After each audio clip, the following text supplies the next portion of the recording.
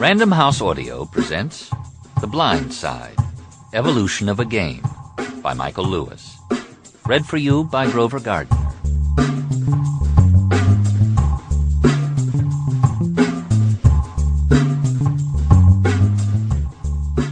Backstory. From the snap of the ball to the snap of the first bone is closer to 4 seconds than to 5. 1 Mississippi. The quarterback of the Washington Redskins, Joe Theismann, turns and hands the ball to running back John Riggins. He watches Riggins run 2 steps forward, turn, and flip the ball back to him.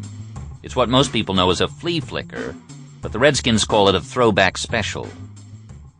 2 Mississippi. Theismann searches for a receiver, but instead sees Harry Carson coming straight at him. It's a running down. The start of the second quarter, 1st and 10 at midfield with the score tied 7-7. And the New York Giants linebacker has been so completely suckered by the fake that he's deep in the Redskins' backfield. Carson thinks he's come to tackle Riggins, but Riggins is long gone, so Carson just keeps running toward Theismann. 3 Mississippi. Carson now sees that Theismann has the ball. Theismann notices Carson coming straight at him, and so he has time to avoid him. He steps up and to the side, and Carson flies right on by and out of the play. The play is now 3.5 seconds old. Until this moment, it has been defined by what the quarterback can see. Now it, and he, is at the mercy of what he can't see. You don't think of fear as a factor in professional football.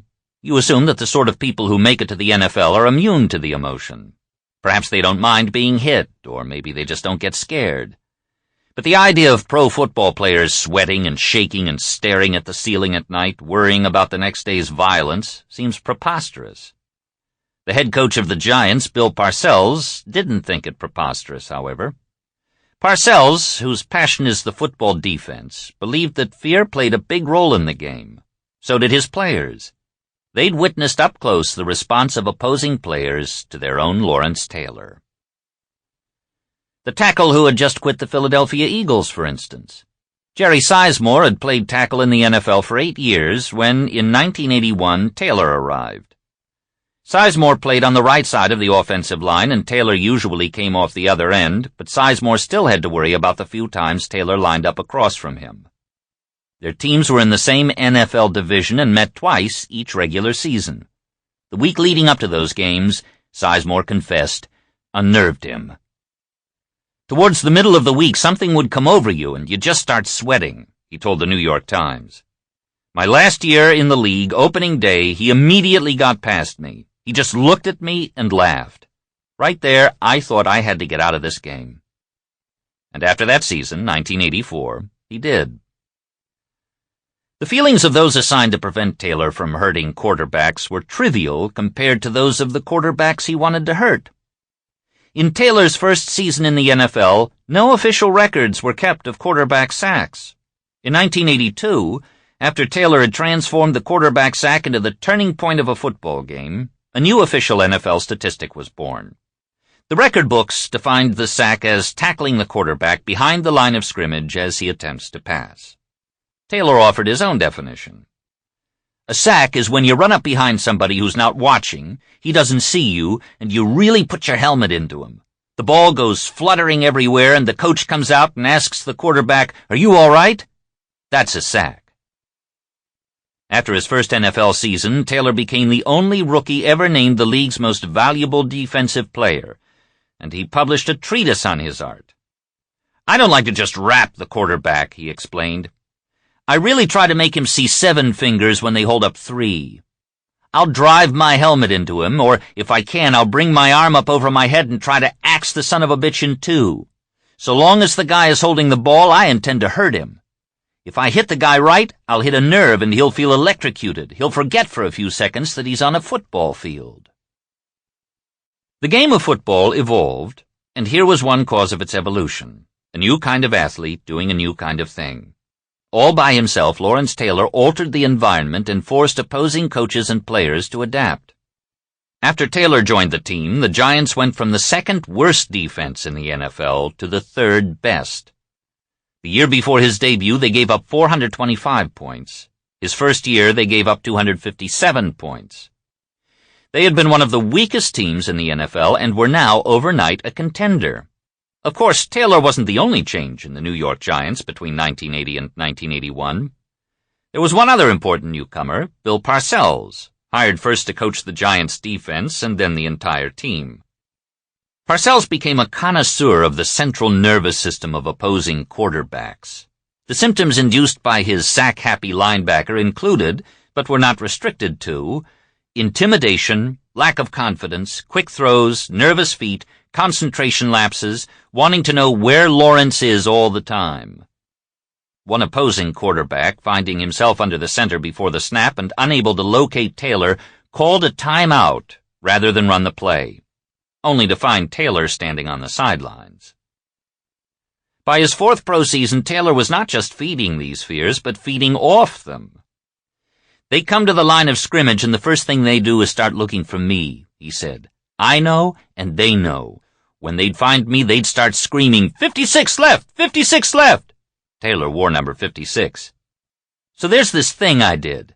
After the play was over, I'd come up behind them and whisper, 'Don't worry where I am. I'll tell you when I get there.'" A new force in pro football, Taylor demanded not just a tactical response, but an explanation.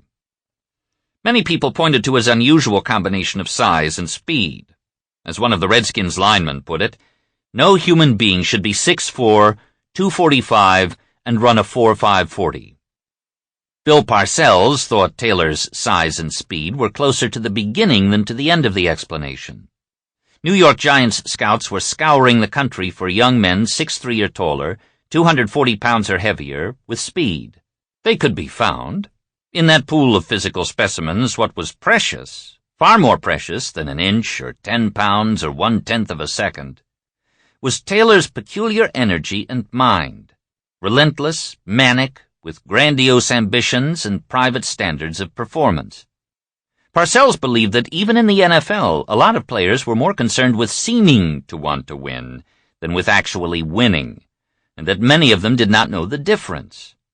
What they wanted deep down was to keep their jobs, make their money, and go home.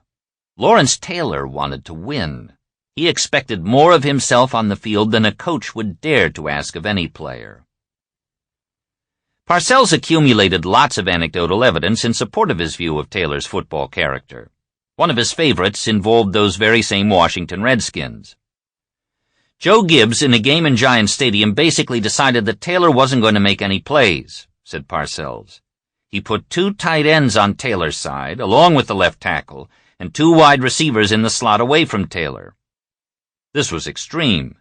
An NFL football field is a tightly strung economy. Everything on it comes at a price. Take away from one place and you give to another. 3 men blocking Taylor meant 2 Giants with no one to block them. Taylor's effect on the game, which the Giants won, was not obvious, but it was nonetheless great. "But after the game," Parcells continued, "the press sees that Lawrence doesn't have a sack and hasn't made a tackle, and they're all asking me, 'What's the matter with Taylor?' The next week, we go out to San Diego to play the Chargers. Dan Henning is the coach. He sees the strategy. They do the same thing. 2 tight ends on Lawrence, 2 wide receivers in the slot. Lawrence doesn't get a sack. We win again. But after the game, everyone is asking me all over again, 'What's the matter with Taylor?' I grab Lawrence in the locker room and say to him, 'I'm going to change your first name from Lawrence to What's the Matter With?' At practice that next week, he was, 'What's the matter with?' 'What you doing over there, what's the matter with? Hey, what's the matter with? How come you aren't making plays?' By Thursday, it's not funny to him. And I mean, it is really not funny." The next game we have is against the Vikings on Monday Night Football. Tommy Kramer is the quarterback. They don't employ the strategy. He knocks Kramer out of the game, causes 2 fumbles, and recovers one of them. I'm leaving the field, walking down the tunnel towards the locker room for the press conference, and out of nowhere this thing comes and jumps on my back.